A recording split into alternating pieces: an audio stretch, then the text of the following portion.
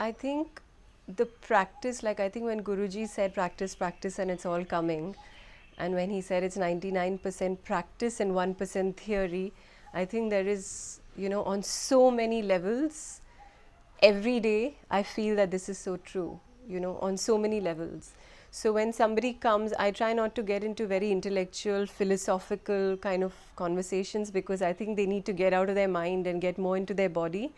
So in the beginning, I try not to engage them too much with the mind, because I find that when I start speaking too much, that somebody who already likes to, live too much in the mind and less in the body will start creating more and more, discussions. So I just say, like, okay, if you find it too intense, just do 5 Surya Namaskars, let's just start with that.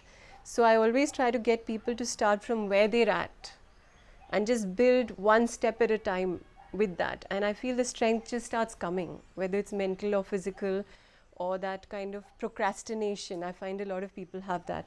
I think that they slowly start, their pattern of the mind starts changing, where they do find within themselves strength. But I do encourage people a lot, because I think I myself have had so many physical drawbacks. I'm quite, I can be quite strict, but I'm also very compassionate, because I know how it feels, It's sometimes, some people just don't have it, So I'm constantly encouraging people, motivating them a lot in my classes. I mean, just as an example, there's a woman who comes to my class. When she first came, she's like a middle-aged Indian woman who's never done any physical exercise in her life.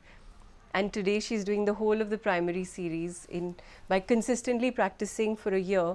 She's doing the whole primary series. She does drop back, she does arm balances.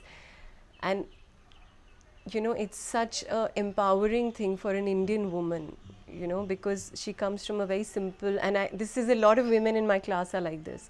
She comes from a very simple Indian middle class family where, she was so mentally dependent on her husband and on her family, and would be scared to do anything. And just, I think because of the practice and feeling so empowered in her body and feeling so mentally strong, she recently went and did Kailash Mansarovar alone, without her family. And I think I find a lot of people, women in my class, do start becoming very mentally strong and, taking decisions which I think earlier they were very afraid to do, becoming much more happy. So it encourages the rest of the people when they start seeing such a difference, such a radical difference in somebody else. So I think I teach, but I also find that there's this space where everybody shares and kind of helps each other and inspires each other. And I think that's the whole Ashtanga community is like that.